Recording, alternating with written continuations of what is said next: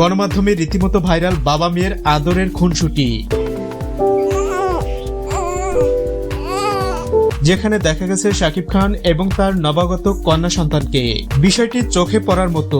বাবা মেয়ের এই আদরের বন্ধন চিরকাল অটল থাকুক, এমনটাই দাবি ভক্ত অনুরাগীদের। এছাড়াও বেশিরভাগ নেটিজেনদের মন্তব্য ছিল শাকিব বুবলি মুসলিম পরিবার, তাই আমরা চাই বাকি লাইফটা তারা একসাথেই পার করুক। অন্যদিকে অপবিশ্বাস দীর্ঘদিন সংসার করার পরেও এখনো মুসলিম হতে পারেনি, আর এটাই তার সবচেয়ে বড় ব্যর্থতা, যার ফলে এখনো এক হতে পারেনি তারা।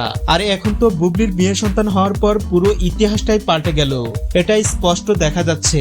সে যাই হোক, এটা তাদের একান্ত ব্যক্তিগত ব্যাপার। শাকিব খান দেশের মানুষকে সবসময় নতুন নতুন চমক দিতেই বেশি পছন্দ করে, সেটা বাস্তব জীবনে হোক বা সিনেমায়। সম্প্রতি তার কন্যা সন্তানকে ঘিরে এটা আবারও প্রমাণিত হলো।